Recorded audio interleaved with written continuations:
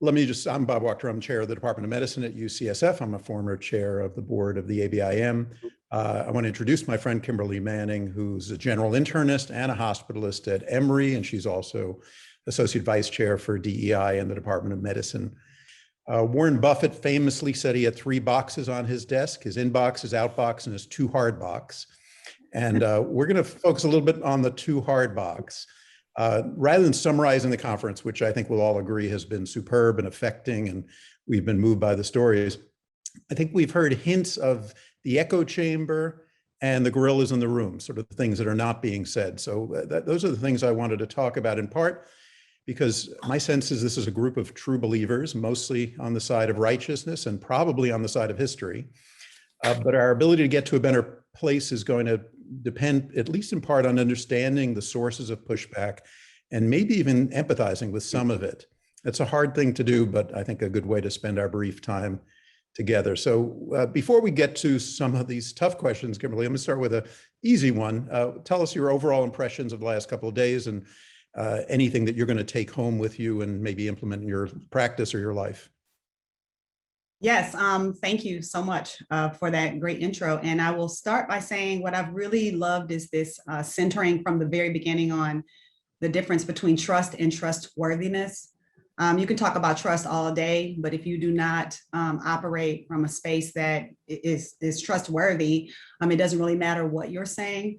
Furthermore, I love the point made about how trust is a fickle thing, right? So somebody might trust you one day, but if you do something, it can be gone in a snap. So I think I've been thinking about that a lot. And I'm always thinking about this idea of trying to convey information and not convince. Love that Lash brought that up. And she often talks about moving in love, which I heard Carla Denise say as well yesterday. This idea of move in love, I think, is another thing that I'm thinking about.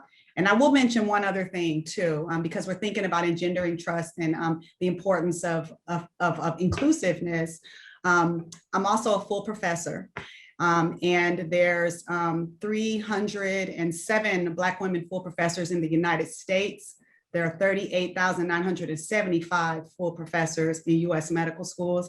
So I had to include that in my my intro, that I'm a professor as well. Thank you. Appreciate that. All right, let's turn to the too hard box. So I'm going to give you a few dilemmas that I grapple with, and I don't think I'm alone. The first relates to standards. The second relates to pushbacks from what I would call persuadable voters. And the third relates to burnout. So let's start with standards. As Catherine Lucy and colleagues have demonstrated at our place, that grades in medical school are subjective and tainted by bias. Our solution at UCSF, and I know a fair number of other places, has been to do away with grades for the core clerkships, focusing instead on narrative reviews. So that's an area where we had a standard, it's your grade, and we have looked carefully at them and said that's not working very well and not working in a way that is systematically unfair.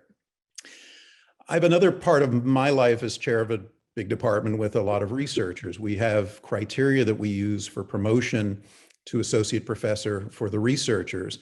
And the traditional criteria, in addition to your publications and your impact through publications, has been to include that you are the principal investigator of a grant, substantial grant from the NIH or the equivalent. And there's some wiggle room on that or the equivalent.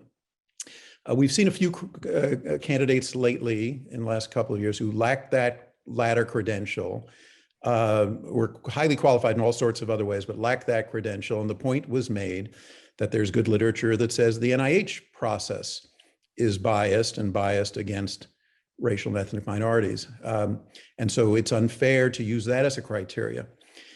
So I'm struggling with this. The arguments against using bias standards I find really powerful, but so is the counter argument that we have to have some standards, and without them, we risk having two very different paths for advancement. And I'm reflecting on the fact that we're talking about at an ABIM meeting, an organization that is about standard setting. So that's enough prelude. Let me just turn it over to you. How do you balance this tension? Well, you come out the gate with a hard one. Okay, that's fine because we're doing the hard stuff first. Right. And on one at the very beginning of the conference, we heard about thinking about your lived experiences and how your lived experiences play into what you think about everything that's happening around you, right?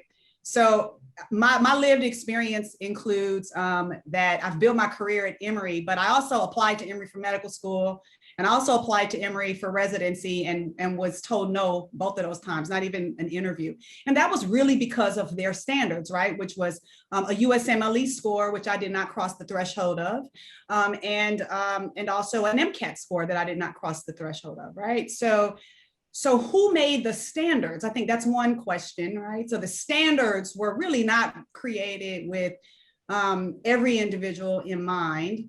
And so if Emory back then in 1992, when I applied, if they had opened my whole application and done a holistic review of all the things that I am, right? All the things that play into what would make me a good medical student or a future physician, then perhaps they would have interviewed me. And if they had done the same thing for residency, perhaps they would have looked at me, right? And so I've heard you say this before, and it's worth mentioning that it's harder, but we have to move toward thinking about the entire person, because that person who has that NIH grant, what have they done before this? I heard a friend say to me the other day that their kid went on a plane and flew to some medical school to spend the summer working in someone's lab who was their dad's friend, right? Well, my kids don't have a dad's friend who has an NIH lab, right? And so I think holistic review is the key, but it does still sting for those individuals that we know personally, who we know who've worked hard. We've seen people earn NIH grants and how much work goes into it and how proud they are of those scores. But that holistic review piece, I think, is the key, because we put people out and we never hear of some of the most potentially excellent people because we're so busy looking at standards that never, ever considered them at all. Yeah. Yeah, thank you for that. And I think it would be, if you look at how Emory and American medicine has benefited from having you there, it's clear that that was the right choice, and we would have come to the wrong choice without some level of holistic review. I also note that you went to historically Black college and medical school, and probably, I'm guessing that Emory didn't have much experience with students from those places. And Right. so that's yet another thing, is sort of how do we broaden our lens to look at places that might be sources of students that we're not used to. Right. We don't know what the yardsticks are. It's really it's a really important problem. I appreciate your answer. I think and having more people right at the table with lived experiences that are different, right? So when I'm at the table and we're making a rank list and somebody asks about Morehouse School of Medicine or Meharry Medical College, I can say a lot about that. Yeah. I can say about who wrote the letters. There are things I can say. So I think that piece counts too. And that's a piece of that holistic review. Yeah. Okay. Let's move on to another issue that I struggle with, and I'm guessing I'm not the only one. As you know, my organization, yours, others have embraced DEI with real passion and commitment, and I think the needle seems to be moving in some important ways. But I know there is a silent group. I don't know if they're a silent majority, but I suspect they might be, that believes in the goals that we're trying to achieve through DEI work, but sometimes feels like it is the only priority, or it's pushing aside other really important things. You name it: patient safety, quality, access, cost, other things, cardiology, GI. You can go on with the list. Who don't like what so-called cancel culture, or the feeling that if I say the wrong word, I'm going to get smacked down.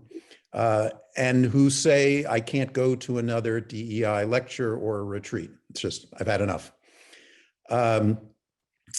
Is there anything we can say to them other than this is what it takes to get to the goal of diversifying our organizations and creating more equitable systems and care, and that change is always hard and change is always uncomfortable, and you should kind of suck it up?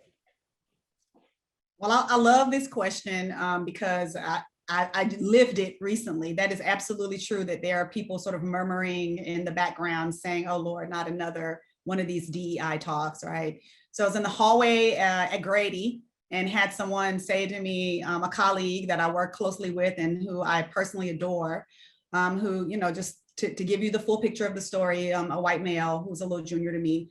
He said, oh my gosh, this national conference that we both attend, the theme again is something DEI related. Oh my gosh, if I hear one more lecture, workshop, anything related to DEI, I'm gonna pluck my eyeballs out. Oh my gosh. And then in the moment, he like froze and realized who he was talking to.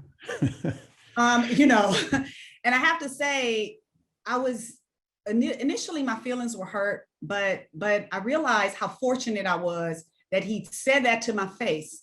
Because the clip, what it let me know is that a whole bunch of people are saying this then, if he said this to me as he did. And so then I have a choice, right?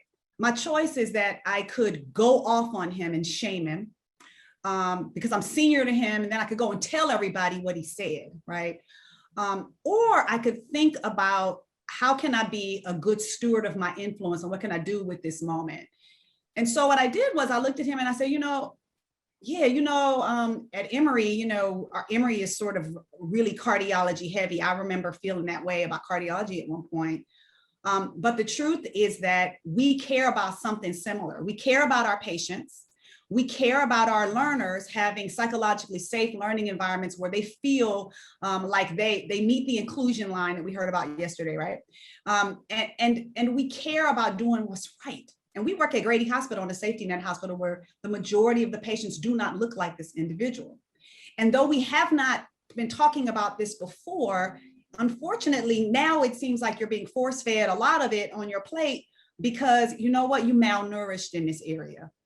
And we need to step the game up. And I know how much you care about our patients at Grady. I know you do, because it is true. He does care about our learners and our patients. So I think the thing that we can do is we can find out what it is that we both agree upon. And what we agree upon, most of us, is taking excellent care of patients and making sure that the people in our learning environment and our clinical environments feel safe and included. And that is why we need this education. So you know what? I don't want to hear another talk on advanced heart failure or another talk on, on this new medication for this or Bideal or something. I don't want to hear about it either. But guess what? I care about my patients, and heart disease is the #1 killer of Americans. So I'm gonna have to just suck it up and learn about it, right? And the same goes for this. And ultimately, hopefully, we will have integrated into more things so that we no longer feel like it's the only thing on the plate. Yeah. Yeah, no, I'm struck by the grace that you showed in not sort of biting his head off and saying, that being somewhat empathetic to the situation and recognizing that it sounds like he's a good person, wants to do the right thing. And I think if we're not careful and push these conversations subterranean, that they're still going to happen and people are still potentially thinking about them. We have to be able to unroof it, in some ways create a safe space for those conversations as well. And he came back to me and apologized. And I was like, why are you apologizing? Are you apologizing because you told a Black woman who spends part of her career in diversity, equity, and inclusion that you're sick of it? Or are you saying sorry because you think that we probably need to do better? He said, honestly, both. I care about you, but I also want to do a better job taking care of our patients at Grady Hospital. And I'm older than I was before. 10 years ago, I would have had a nice little thing to snap back, what we call clap back in the neighborhood. I would have clapped back, but no good comes from that. And I think the thing for us to do is to stop for a minute and say, what is my goal? My goal is for us to do better. And I also want him to feel psychologically safe in our environment too. And I bet you this young white man who was well-liked went into his circles, and then his influence rippled to those groups too. So that's how I'm thinking. I'm kind of an optimist. Yeah, no, I think that's right. I think you handled it spectacularly. Let's talk about sustainability. One of the things that happened with the patient safety movement is that people burned out over time, exhausted about trying to push the rock uphill. And also the focus of the world moved on. I remember the early days after the IOM report came out, it was the only thing. And then there was quality, and then there was patient experience, and then there was clinician burnout, and then there was digital, and then there was cost reduction and value, and so on and so forth. How does the DEI movement keep its mojo over time? It's something I worry about. Yeah, and if I'm hearing correctly, I think the question isn't so much about those of us who are individuals working in this space, how, obviously there's wellness tactics in that for us, but the movement itself, I think, where there is, where you place value, that's where you put the money and the resources. So for something like this to be sustained, so we'll just think of this with people in leadership roles and who have influence, right? So if someone is in a leadership role and they decide they wish to appoint someone to do DEI work, we already heard someone say, don't make it a task force. Don't make it a little side hustle committee, make it, put some money on it, make it a line item, give the person the title that they deserve for it, and then afford them the time to do it, and then sit them at the table in the reporting structure with the rest of the leaders. So at Emory, I'm really grateful that our chair of medicine, when they got set out to appoint leadership in DEI, they initially called for an associate vice chair. And when I was in my final interview, I was like, yo, why do we got a vice chair for everything and an associate vice chair? And for this job, we just have an associate vice chair. What's up with that? And my chair, who, is a reasonable person, said, yo, I don't have a good example to that. It was an example of an area where we could do better. So he appointed both the vice chair and an associate vice chair. We have a program coordinator who has experience in DEI work. We have an administrative team. We have a budget. And we sit at the table with all the division chiefs, and we are there when decisions are being made. So when people start getting tired and some things have gone on and passed, guess what? We're still at the table. So when someone says something, I'm there to be like, yo, excuse me, I have a question. What about this? So I think that money, resources, and also the reporting structure, I think that piece is critical, because oftentimes DEI leadership, they're reporting to somebody completely random, not the chair, not the dean, and they are not at the table, which is problematic. So I think that is a way to kind of keep this work always in the mix, whether people want it in the mix or not. So what I hear you saying is that we have to build structures and people and competency and budgets that create a sustainable path, even if the kind of urgency of now in this particular moment might decrease a little bit over time, that these things are still in place to drive the movement forward. Is that fair? Yeah, I think that's fair. And I think if I'm hearing you, the point is that, like, okay, so 1 year ago, right, I was getting pages and emails from people that were thinking about social justice and DEI that had never been thinking about it. I don't hear from those individuals anymore, right? But I sent my high school kids to school this week, and I'm thinking about whether they'll get COVID, but I'm also thinking about if somebody will shoot them, stop them, or do something to them every single day. And so, but I am sitting at the table with people of influence. And now I'm talking to you and all of you who are people of influence. And maybe my charge to you, as I prepare to go teach medical students, my charge to you is, what will you do with your influence? So what will you do based upon your lived experience in your role to ripple this out and keep this going? When you overhear the person say they're sick of talking about DEI, what might you do based upon what you've heard? Because my lived experience is as somebody who's on the struggle bus. So I'm always thinking about this. That's not going to go away. But its relevance is absolutely dependent upon the people for whom this system was built, and it was not built for me. It's going to count for the people of, we're going to need people in privileged positions to keep it going, and to sign the things that need to be signed, and to appoint people to the committees and have them at the table, so that they have to keep hearing it.